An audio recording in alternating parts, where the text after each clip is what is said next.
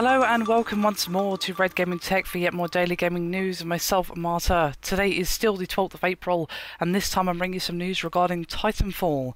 Now, as I discussed in a video just the other day, Respawn have actually released the private match mode in a public test, basically.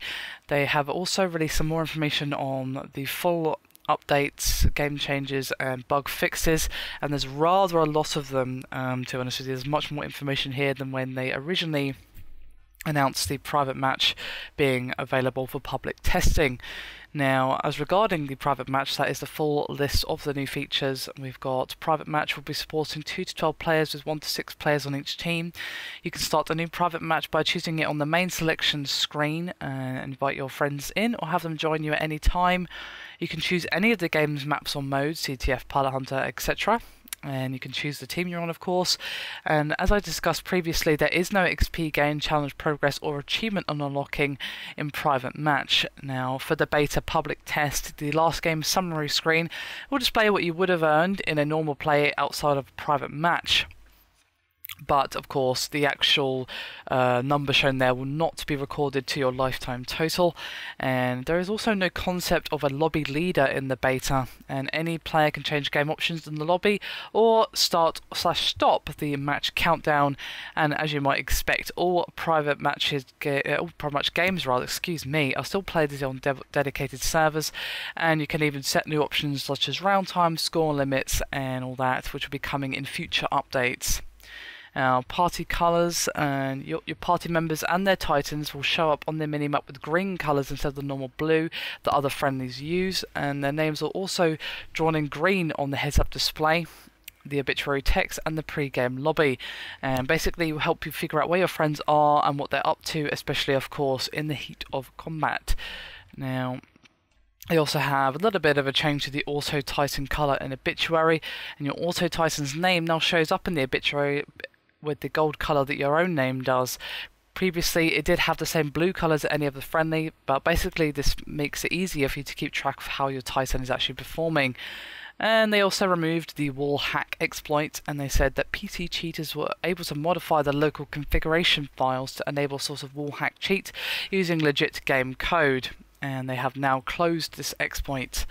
And there's also a couple of changes to the menu, whereas play multiplayer is now the default top option on the private lobby menu if you've completed both the IMC and militia campaigns.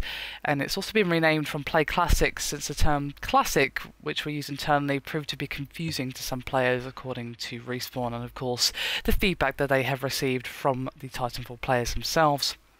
And as for the game version on the main menu will now display the game's version in the bottom left hand corner, and you don't have to wonder if you really do have the latest version of the game, and you can basically use that to double check things if support is helping you troubleshoot issues. Now, we also have a new feature for the Xbox One version, as they have a party app shortcut in menus, and they said, quote, added a shortcut on all menus that opens the Xbox One's party app by pressing left trigger on the controller, similar to the existing right trigger shortcut that invites friends. You can then press B to close it when you're done or leave it up. This is much easier than the manual method of going to the home screen, opening My Games and Apps, selecting apps, scrolling a few screens over the party, and then opening it. Now, there's a few game balance changes. One of them I did detail in my previous video, in which they changed the parameters for the Goosa challenge. Basically, the Gen 5 challenge requirement Goosa, basically required you to kill 50 ejecting pilots. It has now been reduced to 5, and basically they felt that it was such a specific parameter that you had to reach, that they should reduce the amount of times you have to actually pull it off. And they said, quote, we went a bit too far with this challenge, especially considering the unique conditions that have been met, just to have the opportunity to get a kill on ejecting pilots. And they did say that players who have already completed the challenge will be getting something to basically reward them for having done so, and the challenge was of course much more difficult than it will be after this update. Now, they have changed the 40mm magazine capacity for default and the extended mag, and they were saying that default mag size was making the 40mm too powerful, and it's intended to be the only weapon that can take a Titan down without reloading if used properly.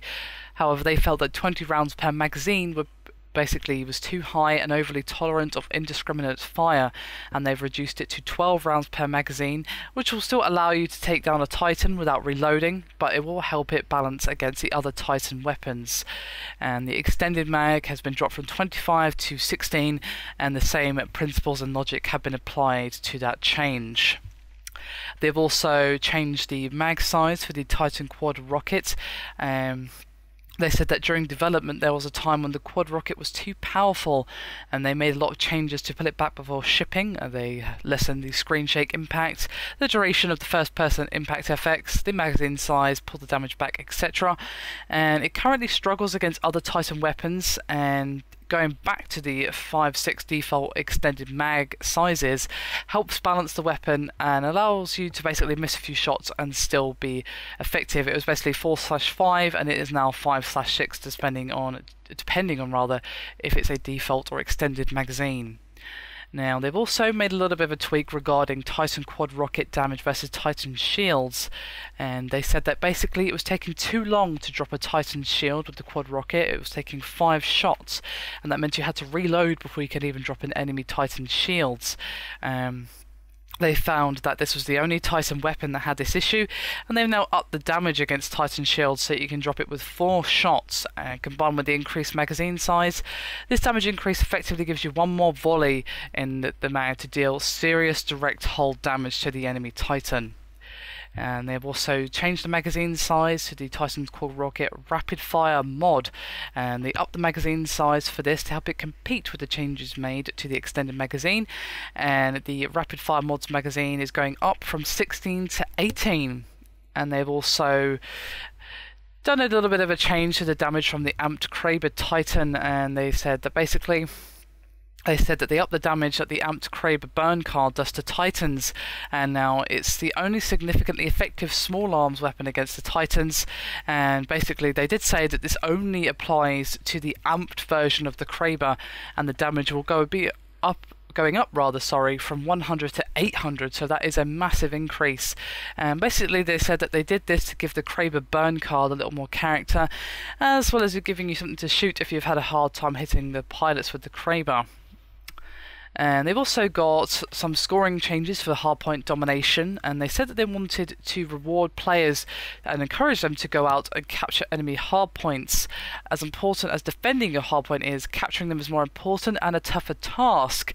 They said they didn't want to remove points for defending, but attacking players were being basically given too little credit for their efforts, and they've given a little bit of a breakdown of the changes. So basically, capturing a hard point went from 150 to 250, assisting in capture went from 75 to 100, neutralizing a hard point went from 50 to 150, assisting in neutralizing a hard point went from 25 to 75, killing a player inside an enemy hard point from outside, nearby of course, went from 75 to 50, killing a player inside an enemy hard point from outside far went from 75 to 50, killing a player inside an enemy hardpoint from inside the hardpoint from 75 to 50 again.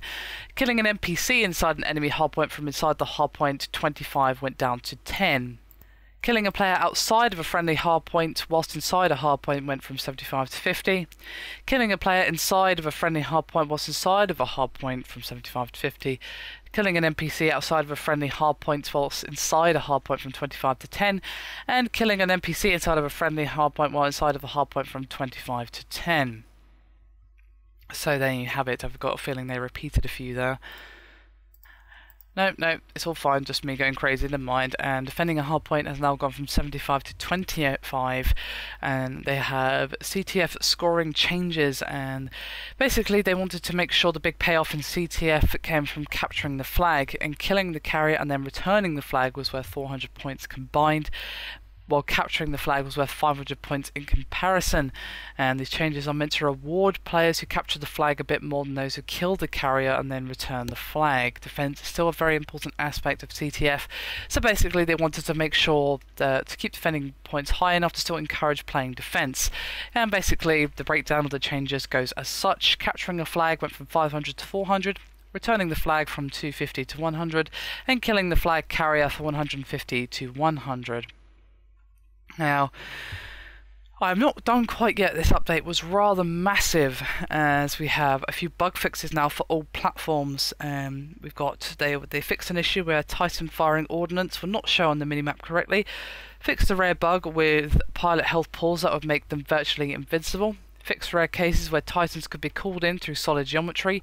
Titan shields now protect friendly rodeo players from explosion damage, such as from the arc cannon. Fixed a case where a pilot could embark on a Titan through walls. Spitfire, LMG and XO-16 firing sounds will no longer sometimes cut off before the gun is finished firing. The Archer now locks onto the top of a heavy turret rather than the base of a turret. The Archer's rockets now home in on Titans correctly when those targets are kneeling. Fixed shadows incorrectly shimmering on a particular area of lagoon. Fixed satchel charges and particle walls causing pilots to permanently rodeo other pilots. Fixed certain characters not running properly in French and other languages. Fix an issue where initializing would be displayed if a server wasn't found. Fix being able to scroll to the top of the data center list after scrolling down. Greatly reduce the bandwidth used when connecting to a server. People who previously could not progress past the load screen when connecting to server should now be able to play, and grunts will now show up on the minimap when they shoot. And we have a few fixes for the PC version where they fix issues with Asian fonts, and the NoJoy command line parameter will now disable gamepad input. All anti-aliasing modes should now properly be displayed in the video settings menu. Fix graphics corruption and some GPU underutilization for SLI and crossfire configurations. Fix the crash in the options menu when toggling between low and medium shadows. Mouse options can now be used for voice chat in lobbies. Titanfall no longer overrides your Windows microphone volume setting when it is launched. Fix the smart pistol reticle so it scales properly based on the field of view setting. And fixed crashes on machines with 32 or more cores. And we have a few fixes for the Xbox One, which they fix a rare full screen blue-red flash. Audio should no longer overlap after going to the Xbox dashboard and back into Titanfall. And fix the crash when saying Xbox go back on certain menus.